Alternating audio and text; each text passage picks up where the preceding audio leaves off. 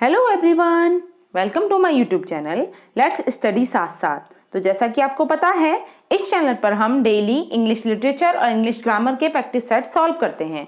इसी सीरीज में आज की हमारी ये वीडियो है और आई होप प्रीवियस वीडियोस को आपने देख ही लिया होगा, और अगर किसी ने उन्हें नहीं देखा है तो इसी चैनल पर जाकर देख सकते हैं, क्योंकि वो आपकी तैयारी के लिए बहुत ही इंपॉर्टेंट वीडियोज़ हैं।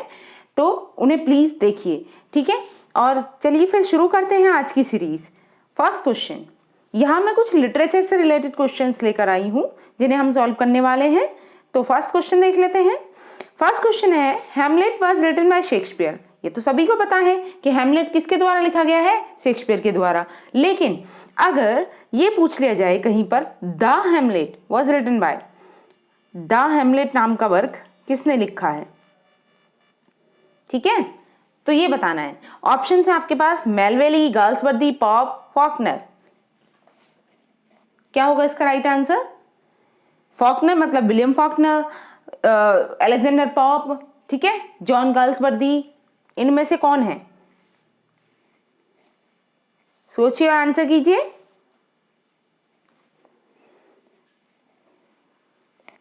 What is the correct answer?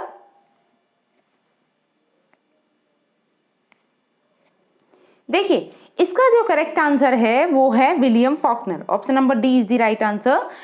और बेसिकली ये वर्क आया था 1940 में, ठीक, विलियम फॉकनर ने लिखा था। और it shows the rise of power of the depraved Snopes family, specially Flem Snopes. Okay, next. अगर हम सेकंड क्वेश्चन की बात करें, which of the following Shakespeare opens with the line. अब आपको बताना है कि which play of the Shakespeare, मतलब इनमें से शेक्सपियर का कौन सा प्ले है जिसकी शुरुआत जो होती है वो इस लाइन से होती है। लाइन है, if music be the food of love, play on. Loves नहीं होना चाहिए, लव, ठीक है। तो किसकी है ये? बेसिकली जैसे पहली लाइन है तो हम कह सकते हैं कि एक्ट 1 सीन 1 की लाइन है, सीन 1 की, ठीक है। If music be the food of love, play on. बहुत ही इंपॉर्टेंट लाइन है और ऑलमोस्ट काफी बार पूछी गई है ये लाइन, ठीक है। और कौन बोलता है इसे? ये लाइन कही जाती है ऑर्सिनो के द्वारा, ठीक है। और जैसा कि आप नाम से ही समझ गए होंगे किस वर्क की बात हो रही है यहाँ पे। यस, ट्वेल्थ नाइट की। ओके, तो इसका राइट आंसर क्या होगा? ऑप्शन बी, ट्वेल्थ नाइट, ठीक है। कौन कहता है? ऑर्सिनो कहता है, सीन एक्ट 1 सीन 1 में। ओके, और बेसिकली अगर इनकी पब्लिकेशन डेट की बात करें, सॉरी रिटन डेट की बात करें, तो ट्वेल्थ नाइट कब लिखा गया था? ये लिखा गया था 1600 टू 01 भी मान सकते हैं, ठीक है। पब्लिश जो हुए थे इस शेक्सपियर के ज़्यादातर मोस्टली प्लेस जो हैं वो पब्लिश हुए थे उनके फर्स्ट फोलियो में, जो आया था 1623 में, ठीक है। और कौन लाए थे? हेमिंज एंड कॉन्डेल लेके आए थे, ठीक है। तो और रिटन डेट की बात करें तो ट्वेल्थ नाइट लिखा गया था 1600 टू 01 में। और मैकबेथ कब लिखी गई थी? मैकबेथ जो वर्क है ये लिखा गया था 1606 में, ठीक है। And Romeo and Juliet, this was written in 1501।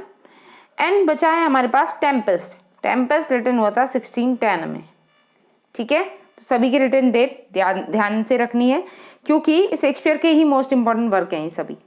Next question number 3 is, it is sad that Shakespeare based his Julius Caesar on certain incident of his era. Which of these is it said to be? देखिए, यह कहा जाता है कि Shakespeare का जो Julius Caesar है उन्होंने उसमें कुछ सर्टेन इंसिडेंट को, अपने इरा के कुछ सर्टेन इंसिडेंट को लिया है, तो वो क्या है?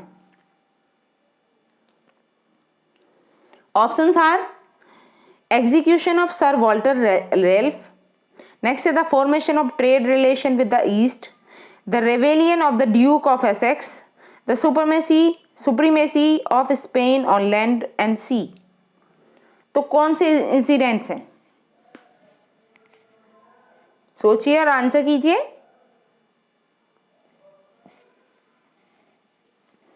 What is the correct answer? देखिए ये जो इंसिडेंट है ना वो लिए गए हैं, मतलब कौन से इंसिडेंट है, वो है the rebellion of the Duke of Essex. ठीक है, option number C is the correct answer. Next is the early plays of Shakespeare were written between. अब यहाँ पे पूछा गया है जो शेक्सपियर के अर्ली प्लेज थे वो कब रिटन किए गए थे।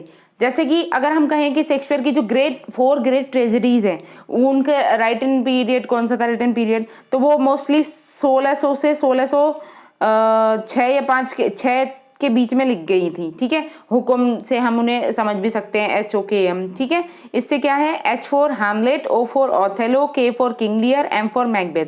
तो ये जो ग्रेट ट्रेजेडी थी ये लिखी गई थी 1600 से 1606 के बीच में। लेकिन अब यहाँ पे पूछा जा रहा है कि शेक्सपियर के जो अर्ली प्लेज थे वो कब लिखे गए थे। ठीक है, डेट्स आपके सामने हैं, 1597 टू 1625, 1598 टू 1614, 1590 टू 1595 या 1600 to 1607। What is the correct answer? सोचिए, आंसर कीजिए।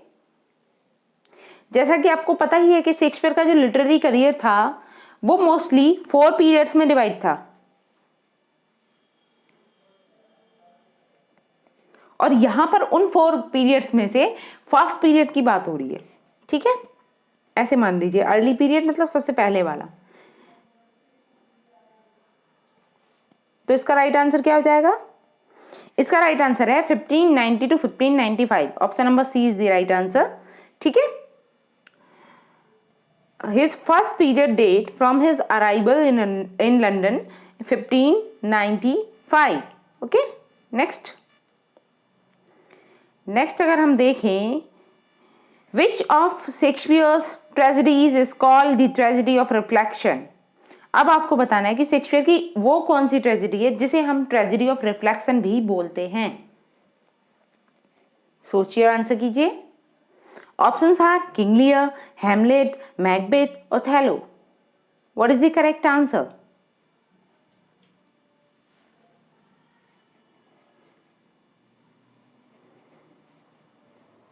सोचिए और आंसर कीजिए।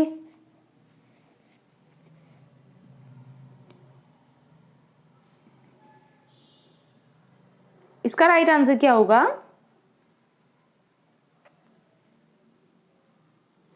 देखिए, वो कौन सी ट्रेजेडी है जिसे ट्रेजेडी ऑफ रिफ्लेक्शन कहा जाता है। बेसिकली जो ऑप्शन दिए हैं ये शेक्सपियर की 4 ग्रेट ट्रेजेडीज मानी जाती हैं, और इन्हीं में से वो एक है। ठीक है, और उसका नाम क्या है? उसका नाम है हैमलेट। ठीक है, Hamlet is known as the tragedy of reflection. Okay, in fact it is the tragic flow of Hamlet, ऐसा भी बोल सकते हैं हम, ट्रेजेडी ऑफ रिफ्लेक्शन या फिर ट्रेजिक फ्लो ऑफ हैमलेट। ठीक है, option number B is the right answer. Next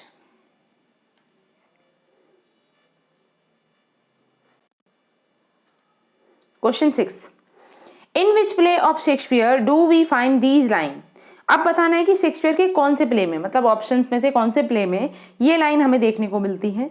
line है, there needs no ghost my lord come from the grave to tell in this. बताइए ये लाइन्स हमें कहाँ देखने को मिलती है।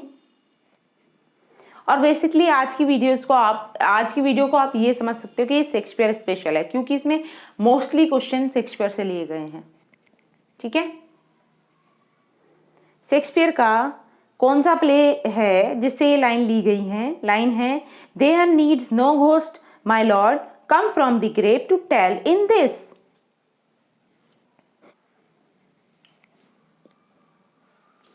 सोचिए और आंसर कीजिए।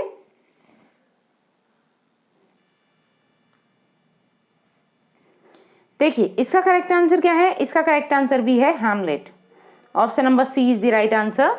ठीक है, Hamlet is called the tragedy of these lines are spoken by होरेशियन। हैमलेट को हम, ये तो हमें पता ही है ना बेसिकली कि हैमलेट को हम ट्रेजेडी ऑफ रिफ्लेक्शन बोलते हैं। ठीक है, और ये लाइन जो स्पोकन की गई है ये लाइन है, there needs no ghost my lord come from the grave to tell in this. तो ये लाइन होरेशियो के द्वारा बोली गई है। किसने बोली है? होरेशियो ने बोली है।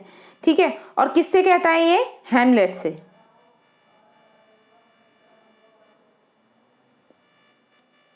To Hamlet. कब कहता है? अगर हम एक्ट की भी बात करें तो एक्ट फर्स्ट में ही बोलता है, एक्ट फर्स्ट सीन फिफ्थ। ठीक है, now next question number 7, Wordsworth Prelude was completed in. Wordsworth का जो वर्क है प्रिल्यूड, ये कब कंप्लीट हुआ था? 1800, 1805, 1822, 1825। What is the correct answer?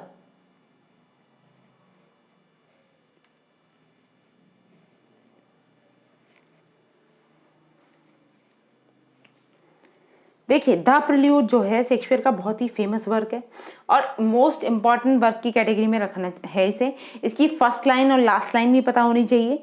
ठीक है, और ये कब कंप्लीट हुआ था? ये कंप्लीट हुआ 1805। Option number B is the right answer.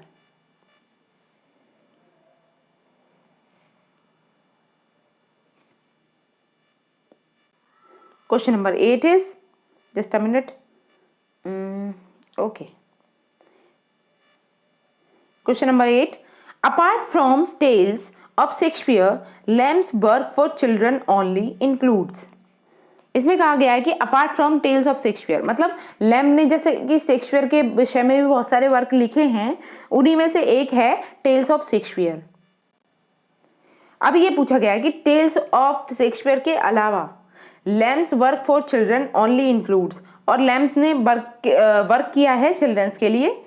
अब ओनली इंक्लूड, ओनली क्या इंक्लूड हो रहे हैं इसमें, देख लेते हैं। ऑप्शन ए है specimen of English dramatic poets who lived about the time of Shakespeare, dream children, child Harold, adventure of यूलिसेस।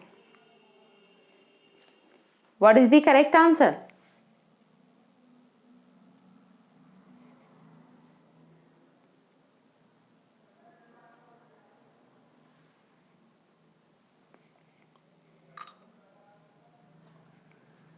सोचिए और आंसर कीजिए। देखिए, इसका जो राइट आंसर होगा, जैसे कि आपको पता ही है, टेल्स ऑफ शेक्सपियर जो है वो लैम्ब और लैम्ब की सिस्टर ने, दोनों ने मिलकर लिखी थी। चार्ल्स लैम्ब और मैरी लैम्ब ने मिलकर लिखी थी इसे। ठीक है, और इसमें अगर हम इसकी बात करें, अगर राइट आंसर की बात करें, तो इसमें जो राइट आंसर है वो ऑप्शन डी है, द एडवेंचर ऑफ यूलिसेस। ठीक है, Lamb with his sister compose Tales from Shakespeare, followed in the same kind afterward the adventure of Ulysses. Next, question number 9. Which of these travel poems belong to William Wordsworth? अब इनमें से बताना है कि कौन सी travel poem है जो William Wordsworth से रिलेटेड है, विलियम वर्ड्सवर्थ से रिलेटेड है। ऑप्शन है descriptive sketches, sketches of the natural civil and political state of Switzerland, sketches of nature, a vivid sketch and picture of our time.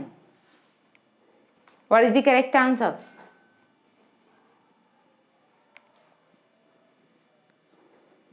सोचिए और answer कीजिए। William Wordsworth की travel poem,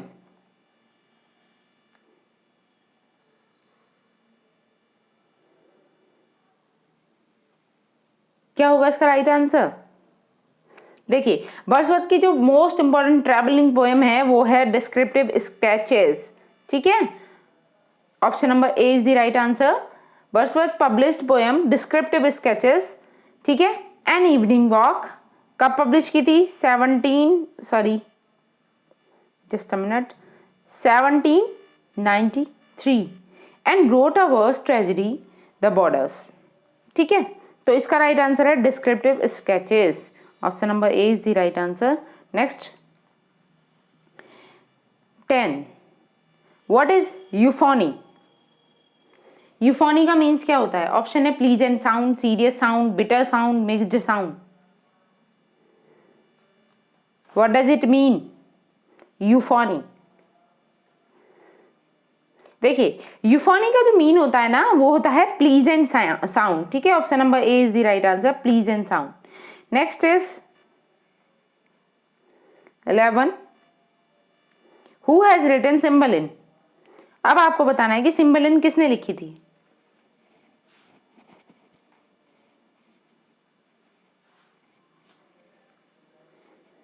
सोचिए और answer कीजिए। Options हैं Milton, Wordsworth, Shakespeare, Galsworthy. Who wrote Cymbeline?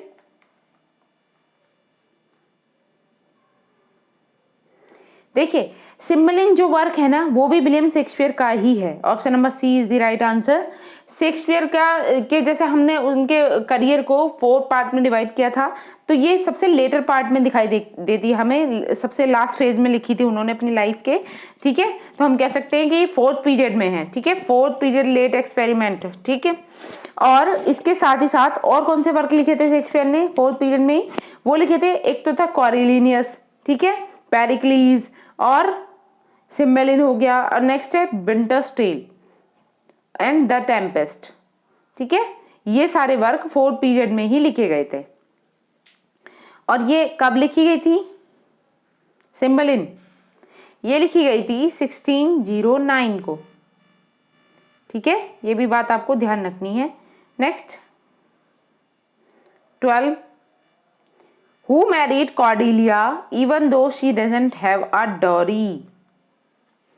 आपको बताना है कि कॉर्डेलिया से शादी किसने की थी जहां तक कि उसके पास दहेज भी नहीं था देने के लिए। ऑप्शन है the earl of Gloucester's, the lord of Burgundy, the king of France, या फिर नन। क्या होगा इसका राइट आंसर? देखिए ये कैरेक्टर जो है कॉर्डेलिया, ये शेक्सपियर के कौन से प्ले में देखने को मिलती है हमें? ये भी पता होना चाहिए। ये देखने को मिलती है हमें किंग लियर में।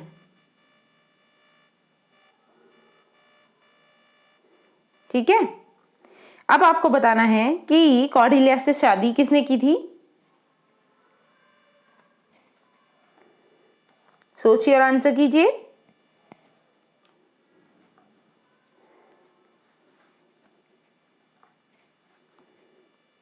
क्या होगा इसका right answer? The king of France. Option number D is the right answer. Next question number 13, sir John Falstaff is one of Shakespeare's greatest. Option है comic figure, historical figures, romantic figure या tragic figure. आपको बताना है कि sir John फाल्स्टाफ जो थे वो Shakespeare के वर्क में ज्यादातर ग्रेटेस्ट किस तरीके के फिगर थे? कॉमेडिक थे, हिस्टोरिकल थे, रोमांटिक थे, ट्रेजिक थे?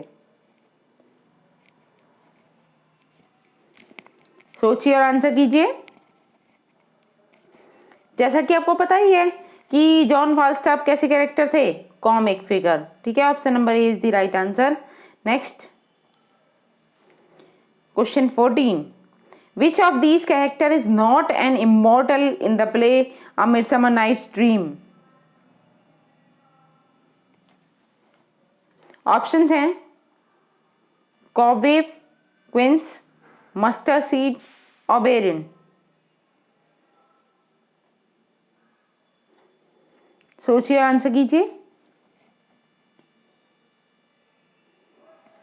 इसका राइट आंसर क्या होगा? Which of these character is not an immortal in play a Midsummer Night dream?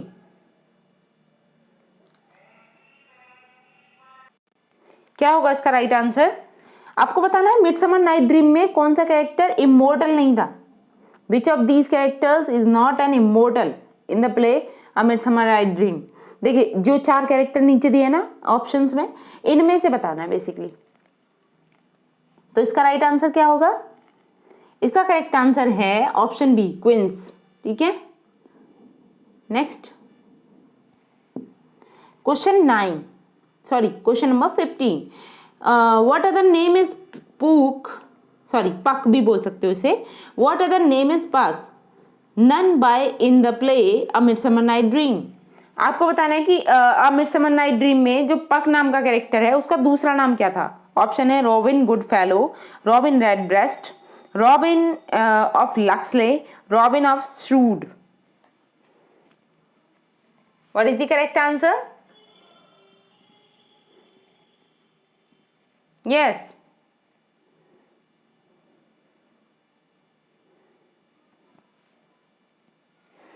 क्या होगा इसका राइट आंसर? सोचिए और आंसर कीजिए। इसका करेक्ट आंसर है Robin Goodfellow. Option number A is the correct answer. Okay, next 16. Who suggests that the audience consider whether the entire play has been a dream? बताइए कौन सजेस्ट करता है कि द ऑडियंस कंसिडर करेगी whether the entire play has been a dream?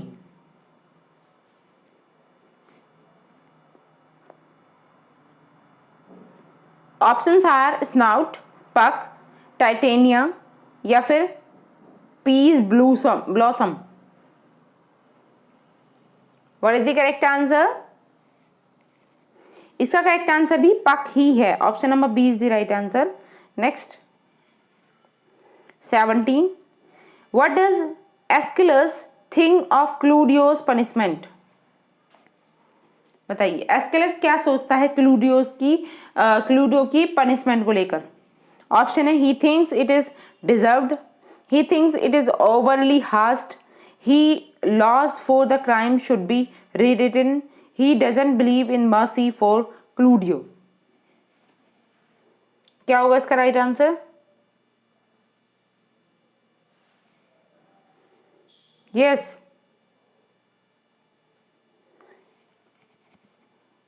क्लूडियो की punishment के लिए Escalus क्या सोचता है? वो सोचता है कि he thinks it is overly harsh. Option number B is the right answer. Next is 18.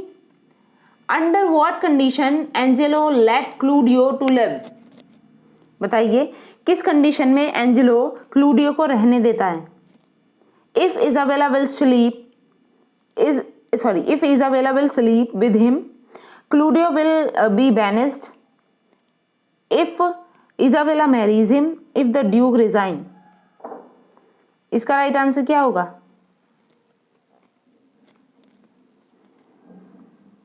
आपको बेसिकली ये बताना है कि किस शर्त पर Angelo let Claudio to live, Angelo Claudio को जीवित रखता है या जीने देता है. वो शर्त क्या थी? वो शर्त है if Isabella marries him. Option number C is the right answer. Next question number 19. Are considered Galsworthy's monumental work? इनमें से ऐसे कौन से वर्क हैं जिन्हें गाल्सवर्दी का मोन्यूमेंटल वर्क्स कहा जाता है? ऑप्शन है foresight saga and modern comedy, The Forsyte Saga and the End of the Chapter, The Man of Property and the End of the Chapter, The Man of Property and a Modern Comedy. What is the correct answer?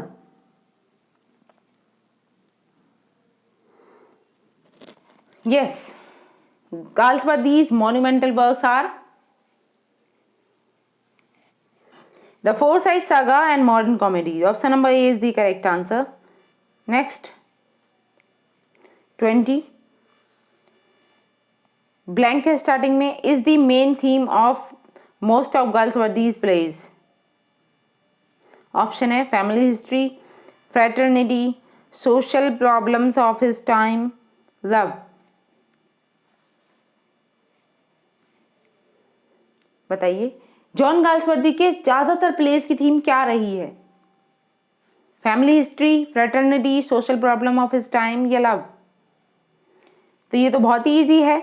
इसका right answer क्या है? Option c, social problem of his time. ठीक है, ये Galsworthy के place की theme थी. Okay, तो आज के लिए फिर इतना ही रखते हैं. आई होप मेरी ये वीडियो आपको अच्छी लगी होगी. अगर वीडियो अच्छी लगी है तो प्लीज़ इसे लाइक करें, शेयर करें, मेरे चैनल को सब्सक्राइब कर लें और बेल आइकन पर प्रेस कर लें जिससे कि सारे नोटिफिकेशन आप तक पहुंच सकें. ठीक है, तब तक के लिए thanks for watching, keep learning.